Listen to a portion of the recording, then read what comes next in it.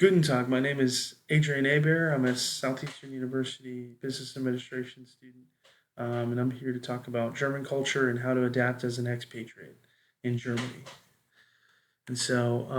What I'm hoping you'll gain from this presentation is an improved understanding of the German culture, new tools for communicating with German colleagues, geographic breakdown of the different regions in Germany, German business etiquette as it relates to American business, and cost of living in general, knowledge of what is expected of you as a manager in a new country. Um, I'm going to go over brief history. I know I could go way far back into history, but I'll start with modern Germany, or the modern Germany that we know, with the Republic or the Bundesrepublik Deutschland.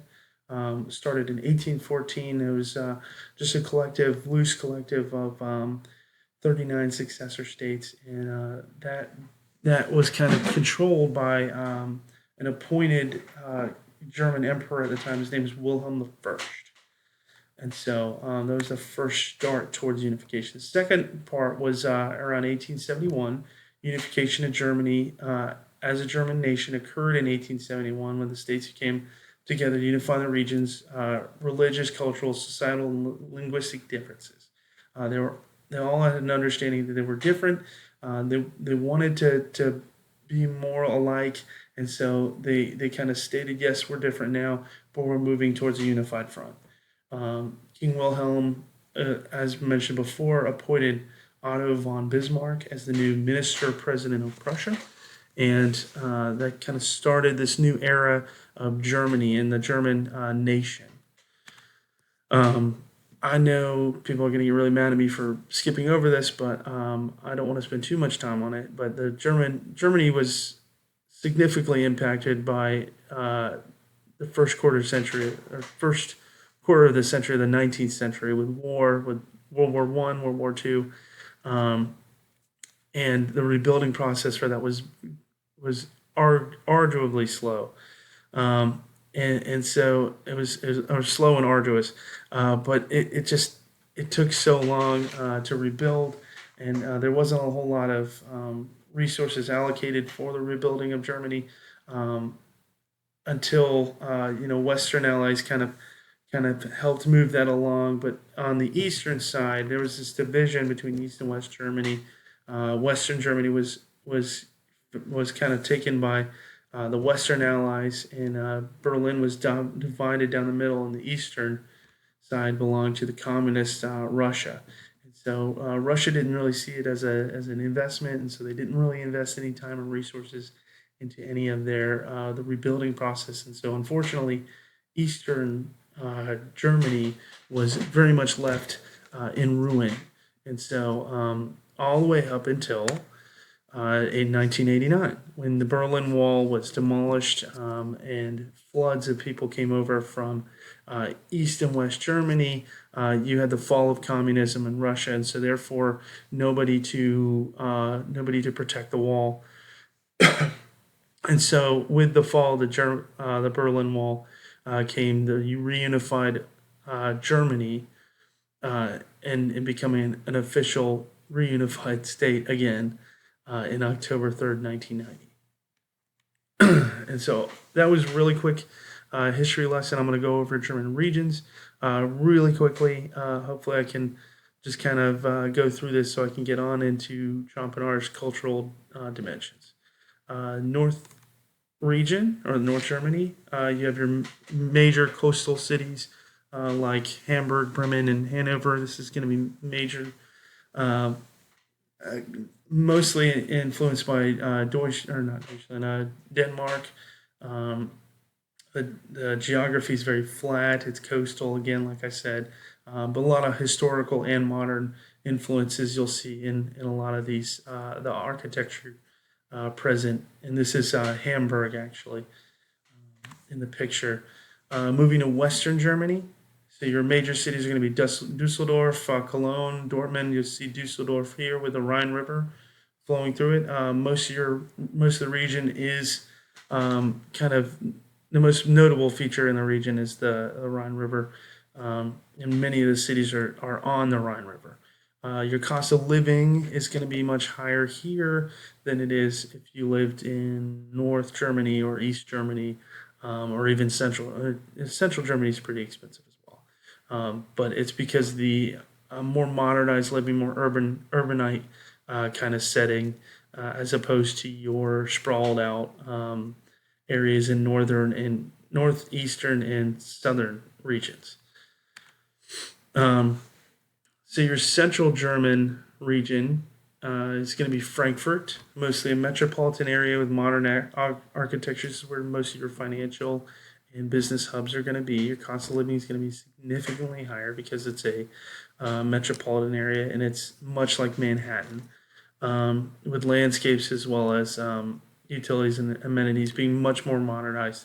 But again, this is where most expatriates are going to be. So if you are, in fact, going to live in Frankfurt, you might want to um, look into transportation services there, as well as obtaining a driver's license or even going through that process. And that can be all done through the U.S. Embassy. Uh,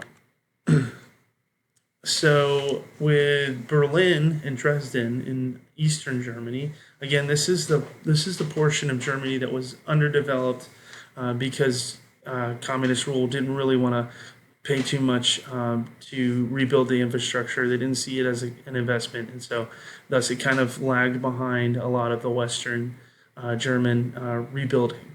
And so cost of living here is lower because a lot of the newer projects are moving in, but it's mainly because they're just in that rebuilding process to try and get Eastern Germany much more populated.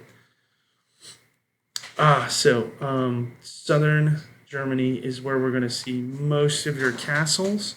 This will be where the touristy kind of area, the region where you have the Black Forest, Bavaria, the Bavarian castles, the Swiss Alps, Munich. You'll have Oktoberfest.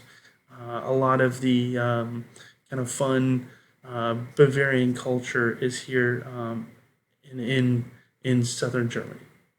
So, anyways, moving on to Trompenaars and Hampton Turner's uh, dimensions. I wanted to make sure that I covered these and had enough time to cover these. These are important for at least business aspects. So the study itself is very comprehensive and gives 7 different dimensions on all these different countries.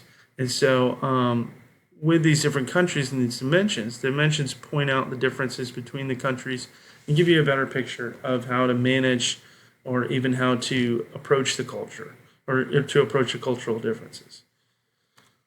Um, so starting off, we'll start with universalism versus particularism.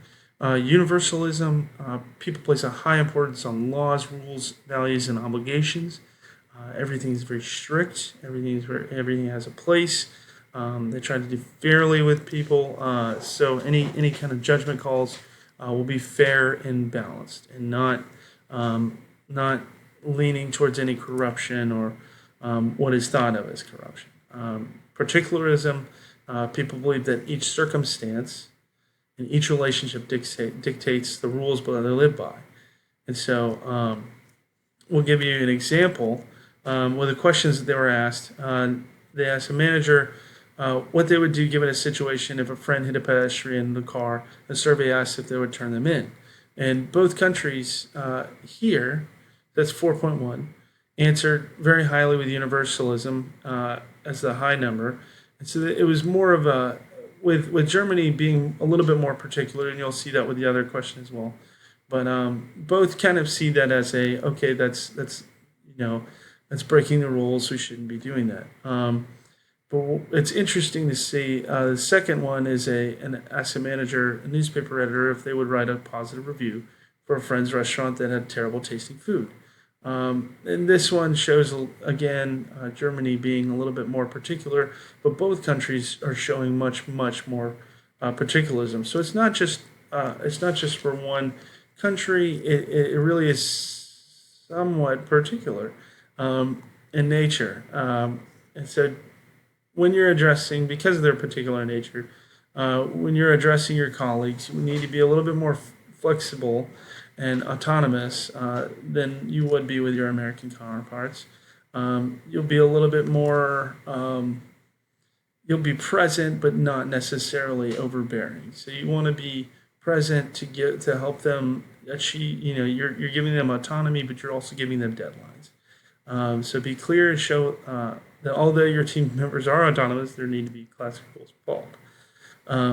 Germany has a very relationship-based culture, and we're going to get to that in the coming dimensions. So actually, in the very next one, individualism versus communitarianism. People believe in personal freedom and achievement. They believe that you can make your own decisions, whereas communitarianism, people believe that the group is more important than the individual. And so, in this sense, Germans are much more community driven. Their approach to business, communicating failure and effect might involve understanding that they blame the group more than a singular person. So you can't really single out a person for a problem. You want to be cautious when you're accusing a project member of failure, and you really want to make sure that the group gets involved. Americans are not highly regarded in the business world of Germany, and to earn their trust, you have to really approach them as a community. Okay. I'm going to rush through this really quick to get to specific. People keep work and personal lives separate. As a result, they believe the relationships have much of an impact on work objectives, and although good relations are important, they believe that people can work together without having a good relationship. So specific versus diffuse, American cultures are very specific. We have a small private life, and then we have little compartments that we live in. Whereas diffuse, everything is together. So they people see an overlap between work and personal life, and so they hang out. They'll spend time with their manager, and their manager will spend time with them. There's no real division between personal and private. It's more so a family oriented kind of feeling. So Americans are more detached from their coworkers emotionally, and Germans tend to use more of a diffuse tactic in business to get to know who they're dealing with. This helps to keep businesses true, and it also helps to It's hard to lie. It's really hard to lie. And so when you first arrive, it'll feel as though people are shunning you out in a way. You want to open up to them when you get to know them. Or they get to know you, and you'll feel like you have a second home. But it makes it extremely hard to lie in any kind of circumstance. And so it's really an interesting kind of community. And so neutral versus emotional. This is just pointing out people make great effort to control their emotions, whereas emotional people want to find a way to express their emotions. So in this, you're going to see the red is the Germans, the yellow are Americans. Germans are much more neutral. They're not gonna show their emotions as much as Americans. So they kind of you want to be very careful when showing any kind of emotion. Germans will see an outward expression of emotions as a sign of poor leadership or guidance. And social interaction should be kept with a close handle on your emotions while showing a lesser amount of expression. Achievement. People believe that you are what you do, and they place your worth accordingly. So these cultures are very much value oriented on how well you do, or not how well you do. How much you accomplish. So, whereas ascription is more so people believe that you should be valued for who you are, and what you do. It doesn't matter if you achieve a lot or if you do a lot. It's more so based on power, title, and position. So I'm running out of time. I'm going to have to switch on to part two. So if you'll follow me on part two, I'll finish this up and we'll get on and close out. Thank you.